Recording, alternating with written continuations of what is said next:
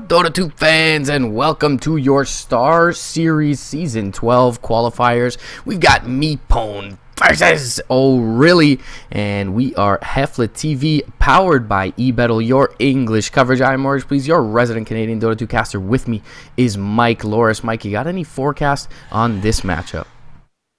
Well, it's been a really long time since I cast European Love Story. It was actually maybe one of the teams that I casted first, Yeah. in my entire Dota 2 career. So it's been a hell of a long time, and it's nice to see them again. But versus MeePwnd, even though they haven't necessarily lived up to the hype given their star power in their names, Yeah. I still think they're just overall a much stronger team. So Yules, good luck to you, but I'm pretty sure MeePwnd are going to be favored in this matchup.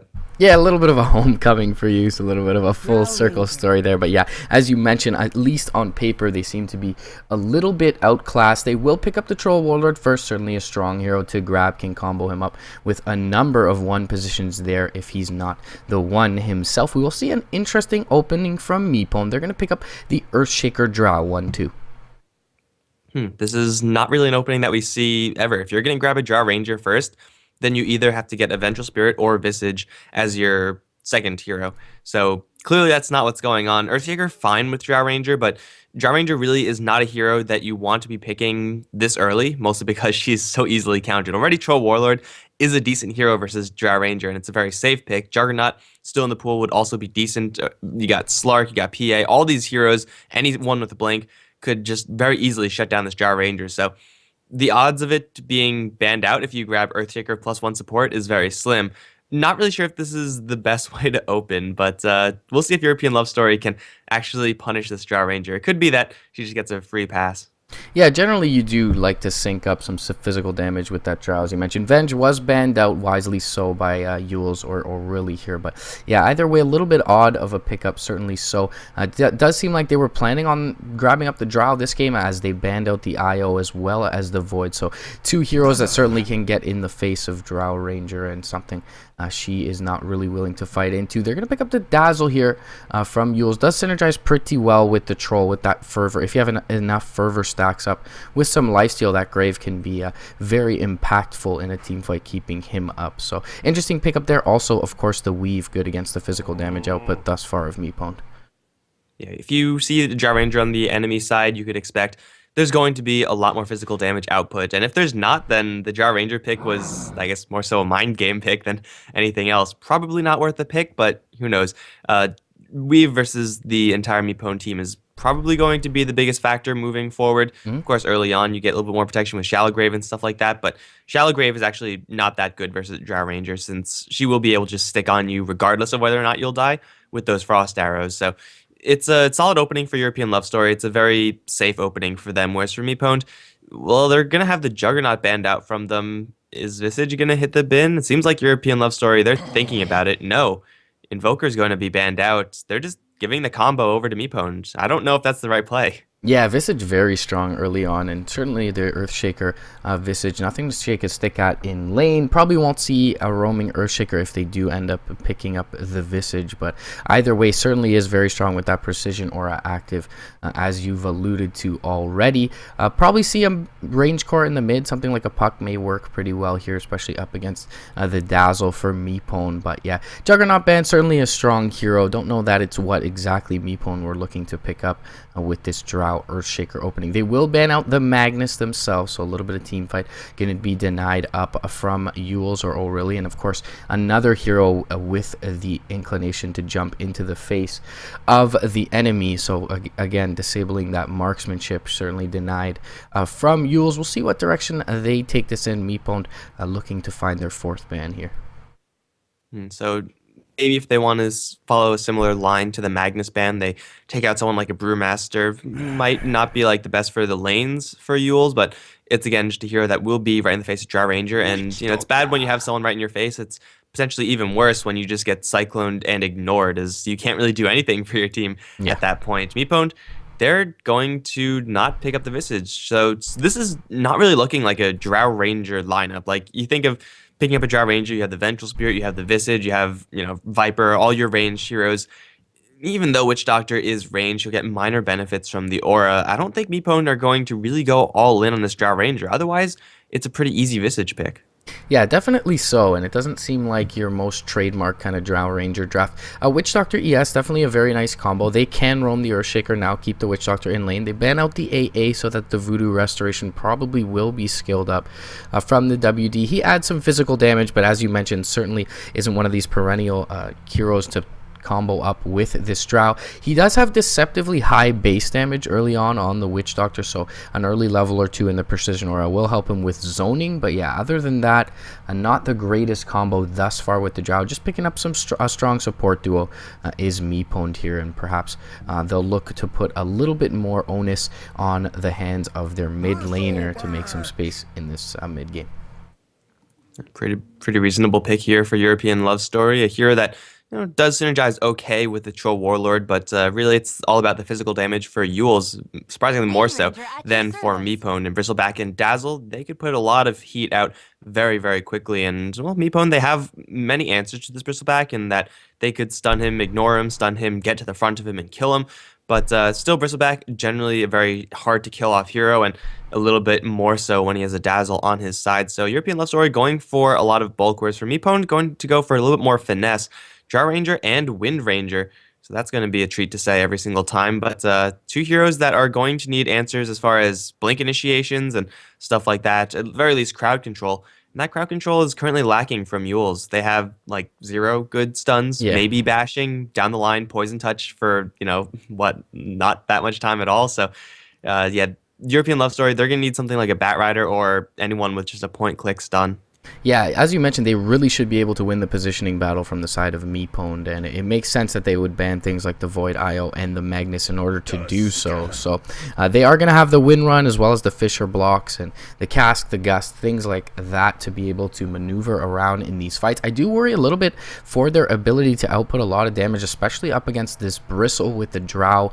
Wind Ranger pick perhaps later on with a Maelstrom, Focus Fire leveled up, and an Aghanims. We do see this Windrunner start to come into relevance in terms of outputting damage, but I'm not sure that they really can hold that throughout the game. So I feel like MeePwnd at this point is on somewhat of a timing window, being that I've seen Wind Ranger more often than not in the mid lane recently, so I don't expect that to be an offlaner here from MeePwnd, but certainly could be the case. As you mentioned, lacking a bit of lockdown here. Tusk will be picked up by a European Love Story, and they do have now some ability to jump into the engagements, and also the defensive ability with the Snowball Sigil is also pretty good to help take down Roshan with the Troll Warlord and the Dazzle, and even the Nasal Goo from Bristle. Yeah, so it's a pretty cute combo here for European Love Story. They jump into the Snowball, add the Dazzle, add either Troll or Bristleback. Both of them could do the job. You Snowball forward, you crash into Wind Ranger or Drow Ranger, then you physical nuke them with the Shadow Wave. And most of the time, you're going to be getting kills off of that. Still, it's not really the crowd control that they really want, since Snowball, Walrus Punch, they're kind of mediocre to bad forms of stuns, as they're far from reliable and they don't really last that long. So the Tusk is a very cute hero to pick up. MeePwnd gonna grab a Shadow Fiend, and they ended up with a decent Drow Ranger lineup after all, with 3 range heroes who very heavily benefit from those from that aura, and of course the Drow Ranger, the Wind Ranger, and the Shadow Fiend. But the Tusk is going to allow them to bypass most of this positioning from MeePwnd, just because Snowball in, and there's not much you could do about that except for hope and pray that your Earthshaker is in range with a Fissure.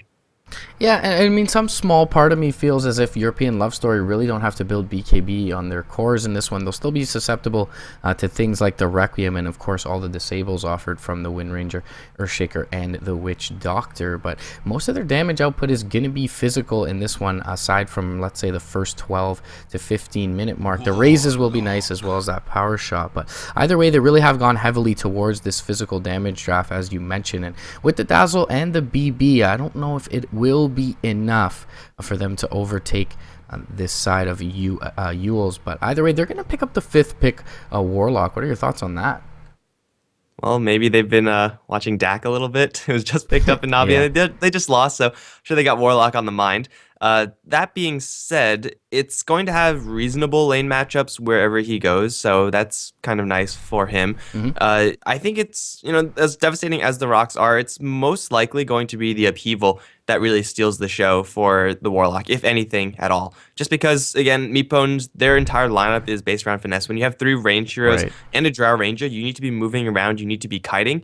and you actually just can't do that once you're stuck in that upheaval. So if Warlock is able to get that off for any respectable amount of time, then MeePwnd are just going to die. Like, they will have no ability to move around.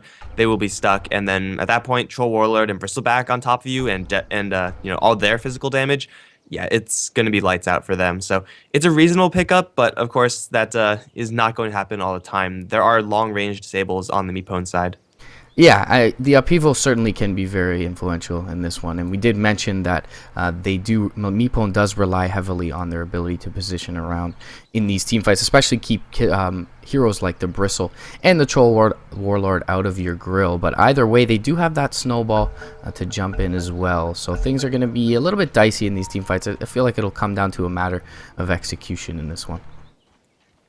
All right, so we are unpaused, and let's see how these lanes are going to shape up. I don't expect anything too strange from either side, but on the European Love Story side, we got Teddy, who's going to be handling the support Tusk boots first, going down towards the bottom lane. Eunice is going to be following up as the Bristleback. Lots of regen on him. Okay, Sia is going to be on the Dazzle with McGraw, on the Troll Warlord, and then So On is going to be playing the Warlock. Up on the top lane, safe lane, solo Warlock. That's pretty interesting, but it actually is not a bad way to go. Yeah, it'll be interesting 1v1 versus the Wind Ranger. Simba or Fly gonna pick that up for MeePwnd. Going towards the offlane, currently we got Weeha in the mid lane on his Shadow Fiend. That leaves Hani on the Earthshaker, and in the safe lane, Pai Lai Dai picking up his Witch Doctor along with Exist or Mirage on the Drow Ranger.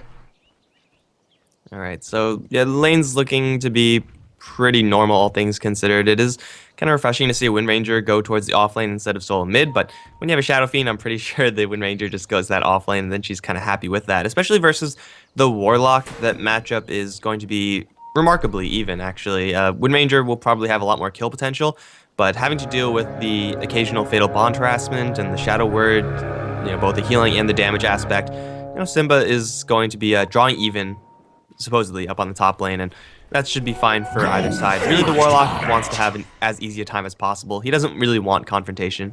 Yep, early bounty, we're going to the SF as well as the Troll. So both mid laners getting a start towards perhaps what will be their bottle early builds into the PMS from the Troll and the Wraith Band from Weeha to help with that last hitting, and the Troll going to be able to sustain against some of this physical damage from the Shadow Fiend. And then, of course, you got the bottom lane where we see Teddy moving around pretty aggressively. He doesn't have any observer wards because, well, he already placed down a couple. So pull camp is going to be blocked by MeePwnd. Taking a quick look at their sentry status, they have no true sight here. So this pull camp is not going to be available for them. That means that all the support heroes are going to be focused more closely to the Drow Ranger, which actually might be helping them out, since when there's a Tusk on the enemy side, you kind of need to be able to protect your core hero. And if they do decide to snowball in, then, well, they'll be able to protect her with fissures, with casks, and everything else. Yeah, top lane, Simba already popped Wind Run, going pretty aggressively. He's going to catch a Shadow Word and quite a bit of harass. This is going to drop him pretty low, probably force him to use up a couple of his tangos. But either way, a little bit over aggressive up against this Warlock early. He's going to be punished for it. Should be just fine to stay in lane. Bottom lane is definitely where we're expecting to see the most action. It's going to be one of those lanes where MeePwnd are going to be happy to just right-click away and just harass the enemies. But then at a certain point, Yules are going to be like, okay, we're tired of this shit. We're just going to snowball and try to kill you. And in that case, yeah, you'll be able to chip down and harass them a lot, but there's still 6 tangos on the Bristleback, and all that harassment isn't really going to count for anything if you're dead. So MeePwnd have to play this game very, very delicately. It's going to be mostly Hani that is going to keep this lane safe, as that fissure is the brick wall that the snowball just can't get through. Yeah, definitely so. We're going to see rotations over towards the mid from Tusk, and the power shot will be there onto Soam, but he's got the Shadow Word healing him up, salve there as well. Simba, without the Wind Run available, low on mana, not able to dive that too hard. Tusk rotating out of the bot lane. Observer Ward did scout him, and now will scout his return as well for the Radiant side, so no surprises there from his rotations.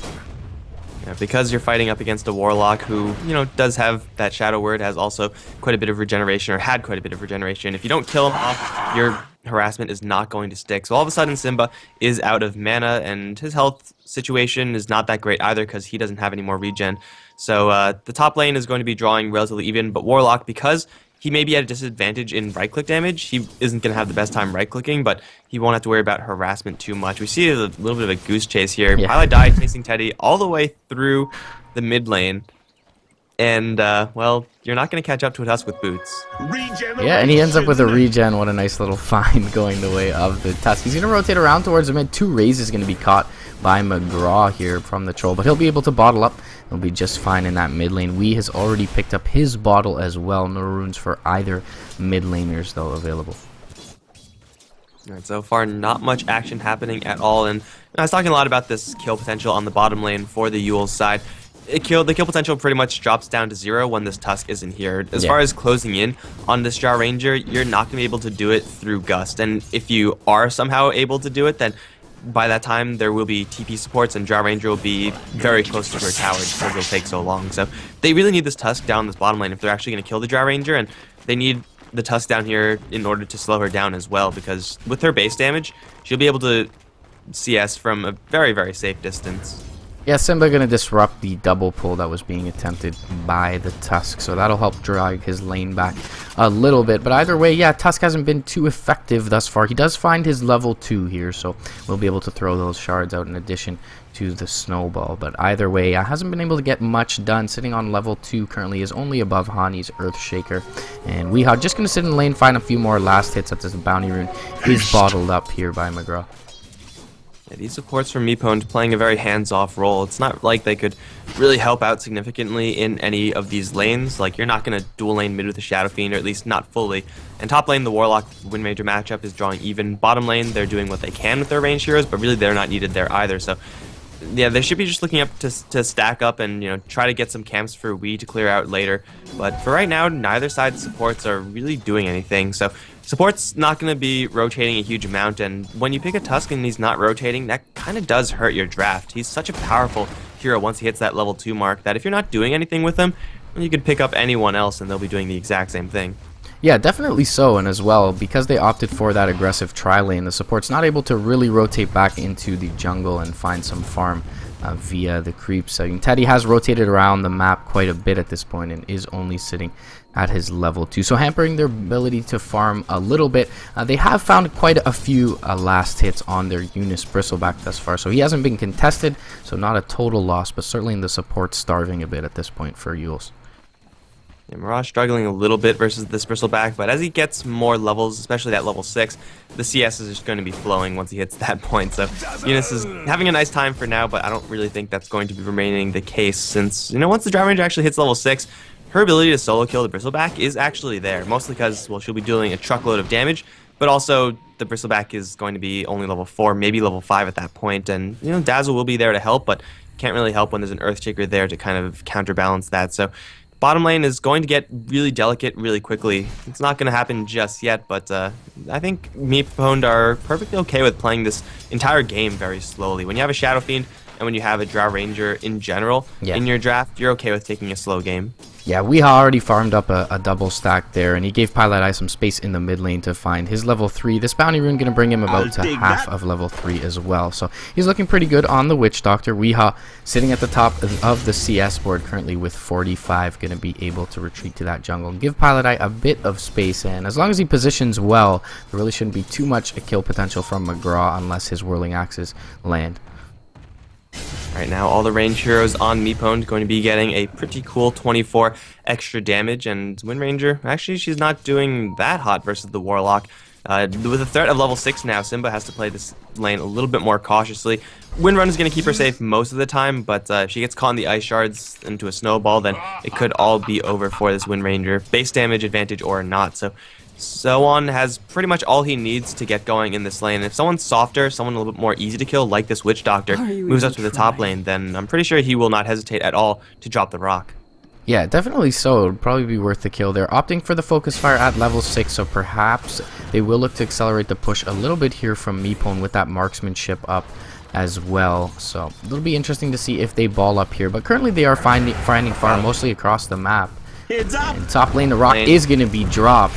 The Shadow Word is there as well onto Simba. He should be able to walk away from this one, however, and it looks like the first usage of that Warlock ultimate is going to be to no avail here. The Golem going to drop pretty low as well. We'll get a little bit of CS for Sohm, but no kill potential. A little bit of a delayed combo there, and Windrunner, obviously, with that Windrun, is going to be just fine. They're going to shackle the Warlock Golem, and that's a pretty nice 100 gold there. They're actually going to try to chase forward for this Warlock.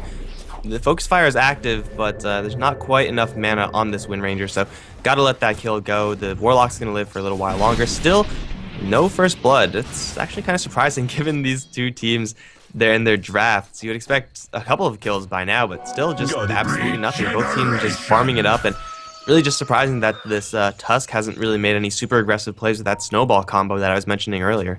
Yeah, definitely so. Weehaw going to bottle up a double damage rune as well, so perhaps they do look to finally start to commence a push off the back of that pickup. But yeah, unfortunately, Simba just about 5 mana short of the win run there top. Probably would have found the kill on the Warlock as well, despite those TPs in. But either way, there still is a lot of farm for Yules here. Their Tricore is just underneath the dual core of MeePwnd at this point in the Drow and the SF. Wind Ranger, as we mentioned, not doing extremely well here early on. Hani going to rotate up towards the north, towards an Ancient stack, and is going to run into Eunice here, who is fairly low, but doesn't have vision of the high ground quite yet. He is going to be pinged out by the dire side, wrapped on by Teddy here. No snowballs queued up quite yet. Ice shards will be there. Courier going to fly out, and will be safe for the time being. Well, it momentarily paused for the Bristleback, so the Ancients are going to be surviving for a little while longer, but still the Bristleback cleared out most of the, or all of the weaker ones, actually. So, yeah, all those soft Ancients are going to be dying, and that's going to mean that the Bristleback is that much closer to what I presume is going to be a Vanguard. It's pretty much a necessity in this particular game. Wind Ranger up towards top, burning. Yeah. She's dead. Got leashed up to a couple of creeps, plus that level 4 Shadow Word, and not really the explosive kill I would expect from a Warlock, but one or two of those kills are bound to happen. And Wind Ranger really has no answers to that, having an empty bottle.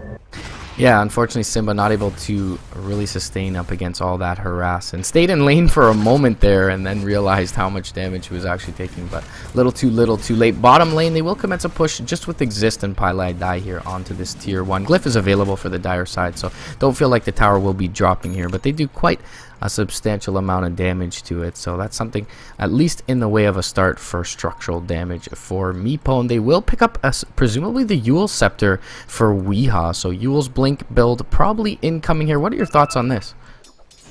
It's fine. I mean, it's a lot better this game actually than it ordinarily is. The weakness of the Eul's build on Shadow Fiend is that you will be doing a little bit less damage overall. Like the mana regeneration, your ability to spam raises, and the setup for the Requiem, it's all very nice, but he doesn't really have to worry about his damage output because he has a Drow Ranger on his side. So this Eul's Scepter, I mean, if you're ever kind of hesitant about it in any other game, this game it's going to be a very, very clear pick. And well, it looks like Wind Ranger got some revenge up towards top. As I was watching bottom lane, it looks like they were going to make a play, but everyone else on Eul's backed off. It's going to be an even trade up towards top, and still it's going to be nothing else happening anywhere but top. Weehaw going to charge the Requiem? No. McGraw seems to know something's happening. I've been watching Meehaw for about 20 seconds now with this Invisor, and he's channeled that Requiem about 10 times, so unfortunately missed that Wind Ranger kill, but he doesn't pop it off. Bottom lane though, Mask of Madness pop by Exist. He's underneath the tower, taking a lot of damage. Cask going to bounce through nicely, however, and it will be able to allow them to retreat here. Snowball going to be very short of Exist, and they won't be able to make a play off of it. So very nice set of shards coming out from Teddy's Tusk, but unfortunately not quite enough. Simba putting a lot of damage into this tower top that will force out the Glyph from the dire side, but nowhere else are they looking to take any building damage. Weehaw picked up his level 11 now, may be able to look to put some damage into this tier 1 mid. He's got the Eul's though, so McGraw could be in a little bit of danger. Well, even though we probably can kill McGraw if he really wants to go for it, really his game plan right now is to just slowly chip the tower. That should be the game plan for all the lanes, actually, for me, because they are doing so much damage. Bottom lane, the chip is going to result in a lot more than just chip as they take down the tower, and they might get a kill on Teddy as well. A couple more Frost Arrows will do it after a Fissure and a cast. Tusk trying to go for that tower denied. That was definitely not worth it. So they lose the tier 1 tower down towards bottom, and with that tower now down, this frees up the 2 supports on the bottom lane of MeePwnd to go somewhere else, and that somewhere else is going to be onto this Dazzle, walled off from his escape route. He does have McGraw find a little bit of help. It looks like Weed not coming around from the top, so Eul's going to, MeePwnd rather, going to play it relatively safe by not charging forward into that. They do have to worry about the Warlock ultimate right now, so as far as making huge AoE teamfight pushes happening, as far as making those happen for MeePwnd, it's not a good idea. Yeah, definitely so. I mean, if Simba scouts him out, Sohn does not have a TP scroll, but very close to the side chop at this point. So certainly, as you mentioned, and considering that they are farming everywhere on the map, probably a little bit too risky for MeePwnd to take at this point. The Yasha is going to be completed up fairly soon for Exist, and Weehaw, with already 1,400 gold in addition to that, Yule should be able to pick up a Blink very soon if he opts for that choice. But the Bristleback farming pretty well. After grabbing up the Ancients, he's going to pick up a full Vanguard now, so certainly very nice Vanguard game up against what MeePwnd has to offer. It's a 14-minute Vanguard with Power Treads, not the worst farm in the world, and he's going to get a little bit more farm given his Ancients as well. Top lane, Solon taking quite a bit of damage from power shots, and was the right-click damage of the Focus Fire Wind Ranger with plus 34 now to her damage output. Looks like they're going to wrap around, actually. Yule's there, Bristleback's in a little bit of trouble. Mirage is going to pop that Mask of Madness. Frost Arrow slow with the Fissure as well. His back is turned, plus the Vanguard is there. The damage output just won't be enough. They probably could have charged forward a little bit more and gotten that kill, but you don't really know what's on the other end of that. Teddy's going to come around from the side, actually. Throw some Ice Shards, Snowball forward to Pylai die. Doesn't catch McGraw in that Snowball, though. Now the Fissure's going to wall off McGraw from getting that Witch Doctor kill. Wrapping around, they're going to try to go for the Earthshaker instead, but Exist is there to back him up. And a clean disengage overall for MeePwnd. This is their game plan. They're not going to look to group up anytime soon, as long as they're still getting farm in all three lanes. Yeah, Hani has been very on point with his Fissures in this one, always using them offensively properly, and all the defensive ones have allowed them to disengage fairly cleanly throughout the match, so good on him.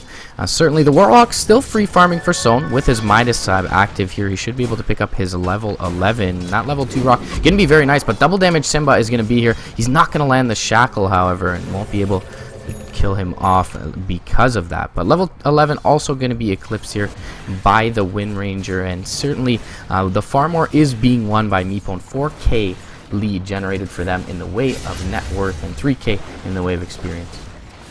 Even though the Bristleback was clearing out quite a few stacks of those Ancients, the MeePwnd side were clearing out a lot of hard camps. They're going to latch on the top lane. There is a Dazzle here with Grave, so getting this kill, though the Wind Ranger can put out a lot of damage, actually landing that final blow, not going to be happening. So she'll back off for now, but Wind Ranger just flexing her muscles up on the top lane. Is with that double damage rune, it's very easy to get those kills. Without it, it's still possible to get those kills. So Yules really have to be careful. What they want right now, Yules, is for MeePwnd to group up and push.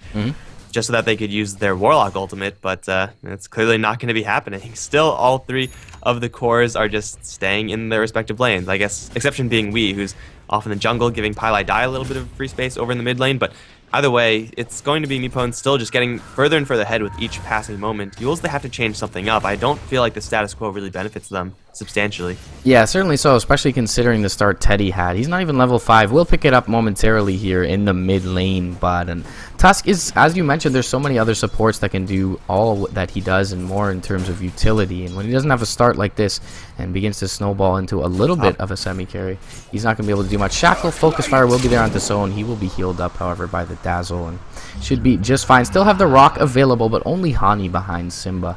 And doesn't look like well aggressed forward. Mid lane, Yule Scepter up onto Teddy, and he's actually going to stop the Requiem, knowing that the Snowball was there. Pylai going to rotate in with the Casto. One raise. Weehaw, very effective usage of his abilities there. McGraw in the river may get caught out. He does find a haste rune, though. Should be just fine. And Weehaw going to put a lot of punishment into this mid lane tower. Should be able to clean up the wave, and as his units amass towards it, bring this down as the glyph was just popped. Yules, they're just slowly getting dismantled as they lose a hero here, a hero there. Now Requiem over in the mid lane will almost 100-0 McGraw. One more hit will do it. Okay, see, a little bit too late to the party. We in a little bit of trouble. Death Ward try to preventing anyone from coming in. Will not work, though. Ice Shards will be thrown, will miss as we now gets up to the high ground. Looking for that TP out. Has a Blink Dagger, but the Poison Tick damage is still there. He should be able to get out now as he has a Blink TP, and he will go up to the high ground after faking the juke to the left. Wee's going to get out of there alive. They take down the tower. They're also going to kill off the Dazzle from the back. Exist coming in big with that Mask of Madness and Yasha movement speed all the way up to 490. Not to mention the plus 49 damage that he's pumping out from his aura. So Yules, they lose the tower. They lose 2 heroes. They don't gain anything. And now MeePwnd, they're going to go right into that Roshan pit. With their plus damage, this Roshan is not going to last very long, even though they might not have the most minus armor here. Yeah, I really love this decision from MeePwnd, and they're going to rotate over Weehaw and probably give the Aegis over to him, if not their Drow Ranger. But either way, Now this is going to really skyrocket them up the advantage, and they will give that Aegis over to Weehaw now. So he's going to be able to play even more aggressively with this Blink Yules combo with the max souls available to him. Could even find a kill mid lane, but wisely so, we'll see McGraw rotate over to the north, knowing that Roshan was just taken down, and this high ground ward giving them the information that the rotations are inbound. MeePwnd with a 4-kill advantage right now, and you could just take a look at the net worth, and that's pretty much the name of the game right now for MeePwnd. If they just don't change anything, just keep separate, keep farming up, and Yules, they're refusing to group up and actually look for smoke ganks or snowball ganks or anything like that, then, well, they're just not going to be winning this game, as the gold advantage for MeePwnd is eventually just going to surmount so much, and this is not really benefiting the Earthshaker and Witch Doctor a whole lot. There's a point booster on the Witch Doctor, so he's actually not doing terribly for himself, but Earthshaker has nowhere near his blink. The supports on MeePwnd, they're struggling in this kind of status quo, and your carries are getting all the farm. Yeah. But your carries are getting all the farm. They should be pretty happy with that, as they're looking for another tower down towards bottom. This time it will be denied, and no one's going to die on that bottom lane. But up towards top, looks like they'll get a tower after all. So on, looking for a rock to drop, but he's low on mana. He just can't get the kill, even though that was a pretty good fatal bonds into an entire creep wave. He's going to get into a fight with Cinema. Shackle latches, though, plus Jar Ranger arriving, and Warlock is going to die. Man, this is just not a good game for Yules. They're not getting anything done around this map.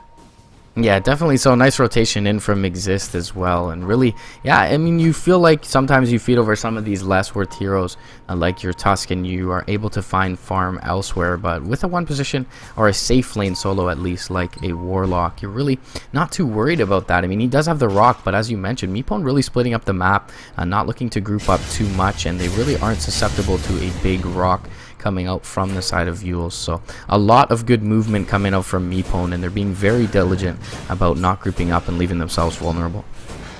Maybe this is just an issue with Yules' draft, as Warlock, he really excels when he's in full 5-on-5 clashes, but yeah. Troll Warlord, Bristleback really don't want to be doing that, and Tusk also. They kind of want to be taking lots of minor 1-versus-1 engagements, and in that sense, the Warlock doesn't really fit with the rest of his team. That might be what's pulling Yules into this kind of awkward state where they don't really know what they're going to be doing, and because of that, they're falling behind. The Warlock wants to get his Aghanims, he wants to get his Refresher Orb. That's pretty much the game plan for any Warlock ever. And the Troll Warlord, Bristleback, they should be looking for fights, but just all of that pulling in different directions, not really working out. We going to charge, no, not Requiem, just a triple raise onto McGraw, almost killing him off, but he probably could have used the Requiem there, but deciding against it. Now MeePwnd, they're actually powerful enough to group up, and they might just be able to brute force their way through these rocks at this point. Yeah, a little interesting he doesn't use the Requiem there, but with support inbound, perhaps he felt like he could have locked him down with a cask and finished him off. Either way, not really going to matter. He does back off McGraw, and they're not going to be able to farm up much. They're actually sharing some agents between the Troll and the Dazzle right now. So things looking very good for MeePwnd. Weehaw currently sitting at 11k net worth, has picked up his full BKB now, and I don't know that they really have a solution for this, being as the Bristle doesn't have too much damage at this point, only the Sange, and casual Yasha on McGraw is not going to give him enough to burn down that SF under the cover of magic immunity as well. The Shadow Fiend hitting like a truck, despite the fact that he's gone for almost a purely defensive build. Compliments, of course, of that Drow Ranger, who's been sitting on quite a bit of gold. Okay, there's the Mantis style. I'm like, Yasha Mask Madness has been there for a very long time. About time she gets an upgrade, and there it is. Lee's pushing the mid lane solo. That upheaval is going to do absolutely nothing. And, well, are they really just not going to try to jump on the Shadow Fiend? If you don't try to get a soft hero like this, I mean, yeah, he does have the Aegis. You could expect he has some backup, but you might as well just concede your entire game if you're not going to be taking these fights ever. Yeah, and top lane going to be pressured as well as this mid lane, so we'll see if they actually look to go high ground here. They're going to defend up their tier 1 bottom, though. No towers currently taken by European Love Story at all in this one, and Weehaw going to be the only one to jump back and defend. Pieliedie perhaps going to look to place a ward here. He does have a ward available for that cliff. He's going to run into McGraw, however, and he will scout him out as he does place the ward down. McGraw probably going to know why Pieliedie was here, especially considering the fact that he is backing off. So look for that to be de-warded here promptly. But Hani in a little bit of trouble. Shards are going to land, but they're going to be just short of the Earthshaker. And we will see Weehaw with that Yules and Requiem combo. And the BKB going to take off that mischance. He's able to bring down the Troll Warlord. With the weave ticking down on him, he is fairly low. Has the blink available here. He's going to turn for a couple raises, though, before popping it off. And Snowball going to jump forward. Is going to find the Aegis. but he will respawn here with full HP, and the power shot gonna come through onto Eunice. Shackle gonna land onto OKC, and he's gonna be easily picked up here. Fisher even gonna be committed as well. Hani looking around with the Echo Slam available, can drop it onto Eunice if he's able to close the distance, but the Warpath should keep the Bristle far enough away. Meanwhile, Exist was pushing out the top lane. The Yules is there from Weehaw though. Echo Slam committed as well, and just a plethora of abilities used to bring down that Bristle. 4 for nil, 4 for an Aegis, I should say, overall. And Teddy gonna call the GG in game 1. Well, 11-1, and I don't think there are many other plays. They never really used those Warlock golems, like, ever. They got... Was that how they got their 1 kill? I don't even think it was. They whiffed it once on top lane. I think that's actually the only time that they've used it. So Warlock's actually a really bad hero. If you don't have those golems, you're not actually using them. So MeePwnd kind of playing a rat Dota game, except not really. It's like a really strong rat instead of like a really cowardly rat. But yeah, they just brute force all through their lanes, and Yules can't get a single thing going for them. It's going to be a very easy 1-0 lead for them in this best of 3. Yeah, so it is a best of 3, guys. We'll have multiple games, and yeah, as you mentioned, maybe a bit of a drafting issue. They really didn't have the ability to ball up early. As you mentioned, Troll, Bristle really want to take a lot more advantageous numbers situations, and they don't have the greatest push lineup, so just not able to ball up off the back of that Warlock pick, and also opting for the Midas wasn't really able to fight early. So we will have game 2 coming up for you guys here on HeflaTV, powered by eBettle. This is your Star Ladder Star Series Season 12 qualifiers. MeePwnd up 1-0.